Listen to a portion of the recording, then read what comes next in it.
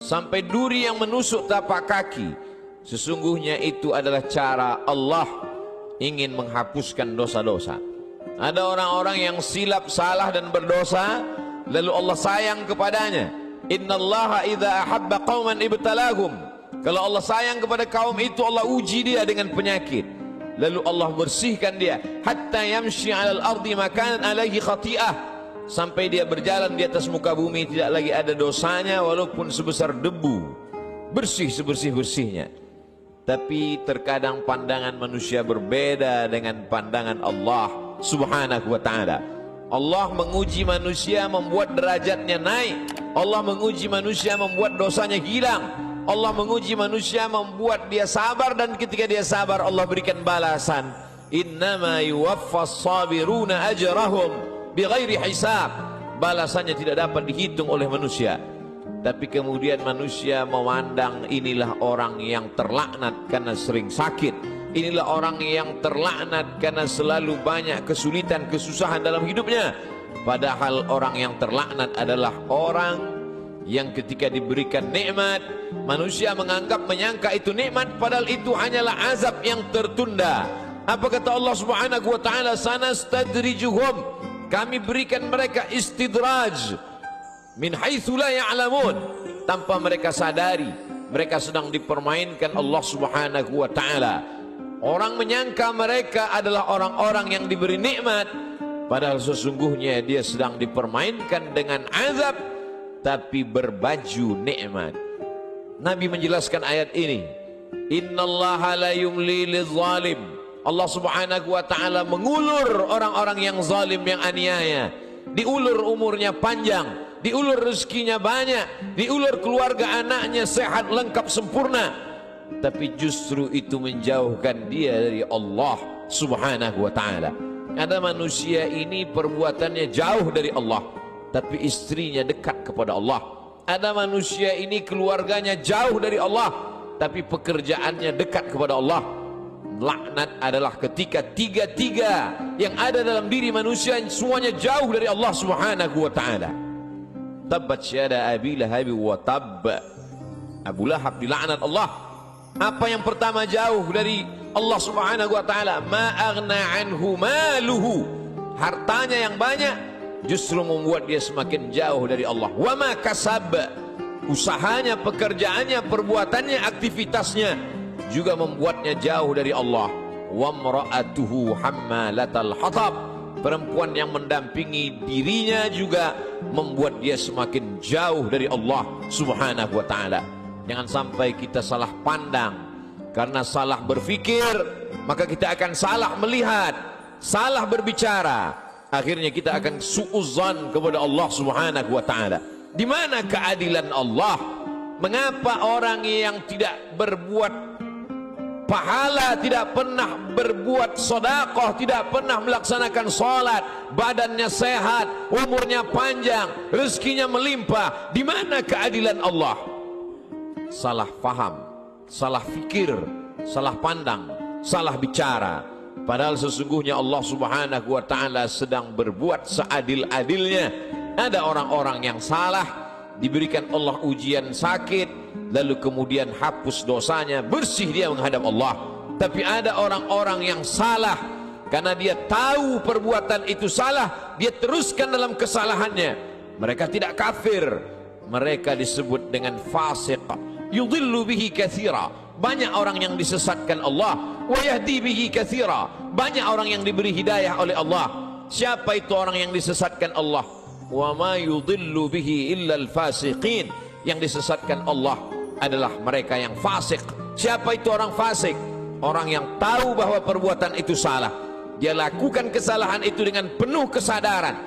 Dia sadar bahwa dia diperhatikan Allah, dia tahu bahwa dia lihat Allah, dia tahu bahwa bersamanya inna alaikum lahafizin, bersamamu ada malaikat-malaikat yang menjaga, kiraman, mulia, katibin, mencatat, ya'lamuna ma taf'alun, mereka tahu apa yang kamu lakukan.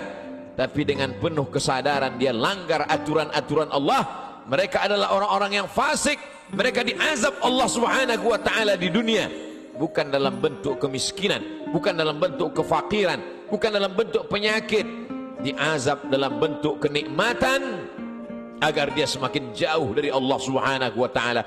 Innallaha la yumli lizalim. Allah Subhanahu wa taala mengulur orang-orang yang zalim itu, diulur umurnya, dipanjangkan umurnya, dilimpahkan rezekinya, disehatkan anak-anaknya supaya semakin jauh dari Allah Subhanahu wa taala. Hatta idza akhadhahu lam yuflithu, sehingga ketika Allah menjatuhkan azabnya ke neraka jahanam nanti, maka tidak ada lagi yang tersisa dari dirinya kecuali hanya layak menerima azab Allah Subhanahu wa taala. Innallaha la yazlimu mithqala dzarrah. Allah tidak pernah berbuat zalim aniaya walaupun sebesar biji sawi, sebesar ujung rambut, sebesar ujung tombak, sebesar mata kail pancing, sebesar butiran debu, sebesar tapak kaki semut yang hitam di atas batu yang hitam di tengah malam yang kelam. Tidak pernah Allah Subhanahu wa taala zalim dan aniaya. Lalu kenapa manusia itu masuk neraka? Karena perbuatannya sendiri, karena tindak tanduk dan tingkah lakunya. Karena Allah sudah memberikan dia ala fil jasadi mudghah. Ketahuilah di dalam jasadmu itu ada segumpal. Idza salahat salahal jasadu kulluh. Kalau yang dalam hati segumpal daging itu baik, maka baiklah seluruh jasadmu dari ujung rambut sampai ke ujung kaki.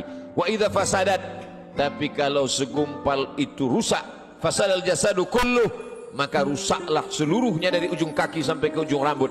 Ala wahyal qalb, sesungguhnya yang segumpal itu adalah hati. Wa nafsi wa ma sawwaha, demi jiwa manusia dan penciptaannya. Fa alhamaha fujuraha, Allah berikan jalan fujur, jahat, buruk, hitam, bengkok. Wa taqwaha, Allah berikan jalan yang lurus, baik, saleh. Maka kemudian tinggal manusia memilih. Manusia memilih. Qad aflaha man zakkaha, beruntunglah orang yang mensucikan hatinya, lalu dia memilih jalan yang diberikan Allah Subhanahu wa taala. Wa qad khaba man dassaha, rugi sia-sialah orang yang mengotori jiwanya, lalu dia mengotori dirinya, lalu kemudian dia kembali kepada Allah dengan pakaian dosa, lalu kemudian dia heran sendiri melihat dirinya di hadapan Allah. Ya Rabb, ma li hadzal kitab, mengapa buku catatan dosa amal perbuatan saya ini la yughadiru saghiratan, semua yang kecil-kecil, wala kabiratan, semua yang besar-besar, illa ahsaha, semua tercatat tertulis dalam buku yang nyata. Allah Subhanahu wa taala berkata padanya saat itu, Iqra, bacalah. Di dunia kita diperintahkan membaca Al-Quran bersama para kiai, guru, abaib, alim ulama, kita diperintahkan membaca kitab-kitab. Tapi saat itu kita diperintahkan Iqra kitabak, baca buku catatan amalmu. Kafa bi nafsika al-yawma 'alaika hasiba, cukuplah itu sebagai alat untuk menghitung segala perbuatanmu. Tapi saat itu apa daya, apa yang dapat dilakukan manusia? Penyesalan tak lagi bermakna. Saat itu dia hanya dapat mengutuk dirinya. Saat itu wasiqal ladzina taqaw rabbahum, orang-orang yang takut kepada Allah, maka dia akan digiring, dibawa ilal jannati zumara, masuk ke dalam surga berjamaah. Sampai di pintu surga, apa kata malaikat menyapa? Salamun, selamat kamu, tibtum, kamu sudah berbuat baik, fadkhuluha khalidin, masuklah kamu ke dalam surga khalidin, kekal selama-lamanya. Mendapatkan salam dari pejabat, mendapatkan salam dari orang kaya, betapa bangga, betapa terhormatnya. Ini bukan salam dari makhluk. Salamun qawlan min Rabbir Rahim, salam dari Allah Subhanahu wa taala. Jibril pernah menitipkan salam kepada Sayyidatuna Aisyah Ummul Mukminin. Betapa senangnya mendapatkan salam dari makhluk yang tak berdosa, malaikat. Tapi ini salam dari Allah Subhanahu wa taala. Salamun, salam, bersih, suci, tak ada noda dan dosa. Min Rabbir Rahim, dari Allah yang tak ada kotoran, Subhanahu, maha suci, wa ta'ala, maha tinggi dari makhluk. Lalu siapa yang mendapatkan salam dari Allah itu? Yang mendapatkan salam dari Allah juga orang-orang yang hatinya salam. La yanfa'u malun, hari itu tak ada guna harta, wala banun, tak ada guna anak, illa man atallaha, kecuali orang-orang yang datang menghadap Allah biqalbin salim, dengan hati yang bersih, dengan hati yang suci. Tubuh manusia penuh dengan kotoran. Tubuhnya dari daging, dari darah, dari tulang, dari kuku dan bulu, hancur busuk menjadi nanah, nanah menjadi santapan cacing tanah, kotor, bau, hina, rendah. Tapi kemudian dia menjadi mulia karena hatinya yang bersih mengingat Allah subhanahu wa ta'ala. Aneh, ajaban, manusia itu memang makhluk yang benar-benar aneh, diciptakan dari sesuatu yang kotor, rendah, hina. Lalu kemudian setelah ditiupkan roh ke dalam jasadnya, faqa'u lahu sajidin, semua makhluk-makhluk malaikat bersujud kepadanya. Lalu kemudian Allah subhanahu wa ta'ala mengujinya. Setelah makhluk bersujud kepadanya, maka iblis menggodanya. Tergoda dia dengan segala yang apa dia lihat di dunia. Semua yang dia pandang menggoda, semua yang dia dengar juga menggoda hati kecilnya. Tapi ada orang-orang yang diberikan Allah subhanahu wa ta'ala istiqamah. Alladzina qalu rabbuna Allah, mereka berkata Rabbku Allah, summa istaqamu, setelah itu dia istiqamah, maka Allah berikan balasan. Tatanazzalu alaihimul malaikah, turun kepada mereka malaikat. Apa kata malaikat? Berkata, alla takhafu, jangan kau takut, wala tahzanu, jangan kau sedih. Karena memang penyakit manusia hanya dua saja. Yang pertama takut, yang kedua sedih. Takut terhadap masa depan, sedih terhadap masa lalu, sedih terhadap masa yang sudah lampau. Ada kekhawatiran, ada kecemasan yang berlebih dalam diri manusia untuk melihat masa depan. Cemas yang berlebih itulah yang membuat naik tensi darah. Cemas yang terlalu berlebih dari batas normal itulah yang membuat naik jantung koroner, diabetes dan lain sebagainya. Tapi orang-orang yang istiqamah, dia selalu berada dengan Allah subhanahu wa ta'ala. Masalah hidup ini besar, tapi dia berharap kepada yang maha besar. Allahu Akbar. Masalah hidup ini hebat, tapi dia mendekat kepada yang maha hebat. Allah Jalla Jalaluh, mulia. Tidak ada yang lebih mulia daripada Allah subhanahu wa ta'ala. Semua yang bersama dengan Allah, maka Allah akan membersamainya. Orang-orang yang diuji itu selalu merasa bersama dengan Allah, maka kemudian Allah membalasnya, innallaha ma'as sabirin, Allah bersama mereka. Ayatnya tidak berkata innas sabirina ma'allah, orang-orang sabar bersama Allah, tapi Allah lebih mendahulukan dirinya. Aku bersama mereka, kata Allah subhanahu wa ta'ala. Ana inda husni zanni abdi bi, aku menurut prasangka hambaku kepadaku. Idza dzakarani, kalau dia mengingat aku, menyebut aku, fi nafsihi, dalam dirinya sendiri, dzakartuhu fi nafsi, maka aku pun akan menyebut, mengingatnya sendiri, kata Allah subhanahu wa ta'ala. Wa idza dzakarani fi mala'in, kalau dia mengingat aku, menyebut aku bersama orang-orang yang ramai, bersama makhlukku, kata Allah, dzakartuhu fi mala'in, aku juga akan balas, aku akan sebut namanya, aku akan muliakan dia. Fi mala'in khairum min mala'ihim, di satu kelompok jamaah, di satu kelompok orang makhluk yang lebih mulia daripada mereka. Saat itu makhluk ini dimuliakan Allah subhanahu wa ta'ala. Majtama'a qaumun fi baitin min buyutillah, sekelompok orang berkumpul di rumah Allah, yatsluna kitab Allah, yang dia baca adalah firman ayat-ayat Allah, wa yatadarasunahu fima bainahum, dia kaji isinya dalam kajian tafsir, dalam kajian fikih, dalam kajian hadis, dalam kajian akhlak, dalam kajian usul fiqh. Nazalat alaihimus sakinah, turun ketenangan ke dalam hati mereka. Hati bukan punya kita. Qalbul mu'min baina asabi'ir rahman, hati orang beriman seperti uang logam yang dipermainkan di jari jemari. Begitulah Allah subhanahu wa ta'ala kuasa untuk membuat hati yang sempit menjadi lapang, untuk membuat hati yang susah menjadi senang. Semua berada dalam genggaman qudrat iradat kuasa Allah subhanahu wa ta'ala.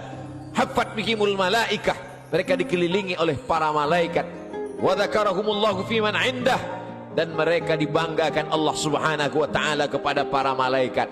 Ketika Allah menciptakan manusia, apa kata malaikat? Ataj'alu fiha, untuk apa kau ciptakan mereka ya Allah? Ataj'alu fiha may yufsidu fiha wa yasfiku dima, mereka hanya akan berkelahi, berperang, menghancurkan negeri. Lalu apa kata Allah subhanahu wa ta'ala? Menjawab dengan kata-kata kalimat rahasia, inni a'lamu ma la ta'lamun, aku lebih tahu apa yang kamu tidak tahu. Kata-kata firman Allah terbukti karena dia maha benar. La yatihil batilu min baini yadayhi wala min khalfih, tidak ada kebatilan dari depan, belakang, atas, bawah, kanan dan kiri. Maka Allah tunjukkan ada sekelompok manusia yang ketika kata-kata orang lain kotor, nista, najis, yang keluar dari mulutnya adalah subhanallah, walhamdulillah, wala ilaha illallah, wallahu akbar. Ada sekelompok manusia ketika hati manusia mencaci maki, mengutuk Allah, mengutuk nasib, mengatakan tidak adil takdir Allah, tapi ada manusia yang ridha menerima ketetapan Allah subhanahu wa ta'ala. Orang-orang yang ridha, orang-orang yang istiqamah, maka Allah balas mereka, alla takhafu, tidak lagi ada rasa takut dalam hatinya, wala tahzanu, maka kosong hatinya dari sedih. Setelah hati itu hilang rasa takut dan rasa sedih, lalu kemudian ditanamkan Allah kebahagiaan dan kesenangan. Wa abshiru bil jannati allati kuntum tu'adun, berbahagialah kamu mendapatkan nikmat surga yang dijanjikan Allah subhanahu wa ta'ala. Ketika datang seorang sahabat bertanya kepada Rasulullah, "Ausini, berikan aku wasiat, pesan yang singkat. Setelah aku dapatkan, aku tidak perlu lagi bertanya kepada siapapun di dunia ini ya Rasulullah."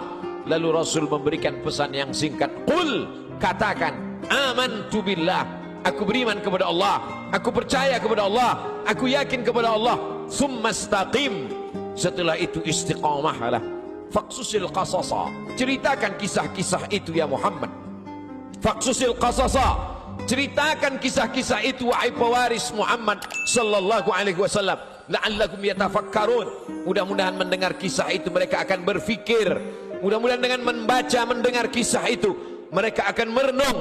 "Afala yatadabbaruna al-Qur'an," mengapa mereka tidak merenungkan isi makna Al-Quran? "Am ala qulubin aqfaluha," atau hati itu sudah mulai terkunci dikunci Allah subhanahu wa ta'ala. Allah uji Ibrahim alaihi salam, diuji dengan menghadapi ayah yang kufur kepada Allah, Azar, dia tetap istiqamah. Diuji dengan menghadapi umat Namrus, membakarnya dengan api, dia tetap istiqamah. Diuji dengan tidak punya anak, berdoa siang dan malam, "Rabbi habli minas salihin," dia tetap istiqamah. Setelah anak lahir diuji lagi, Allah minta anak itu dikurbankan, dia tetap juga istiqamah. Ujian datang silih berganti. Itu juga yang terjadi pada Musa alaihi salam, dibesarkan di istana Fir'aun, lengkap dengan segala kenikmatan dan kemewahannya. Mudah sekali cara Allah mengeluarkan Musa dari istana Fir'aun. Dia lihat ada dua orang yang sedang berkelahi, fawakazahu Musa, Musa memisahnya, tapi dua orang ini tidak juga mau terpisah. Musa memukulnya. Saat itu takdir berkata orang itu mesti mati, dan kebetulan yang mati itu adalah bagian dari komunitas Fir'aun. Nabi Musa takut. Sebenarnya itu hanya skenario cara Allah agar Musa keluar dari istana Fir'aun. Lalu kemudian saat itu tidak ada tempat dia bergantung. Selama ini dia bergantung kepada Asia, selama ini dia bergantung kepada makhluk, selama ini dia bergantung kepada ciptaan Allah. Allah lepaskan manusia dari segala ikatan agar hati itu hanya bergantung kepada Allah subhanahu wa ta'ala.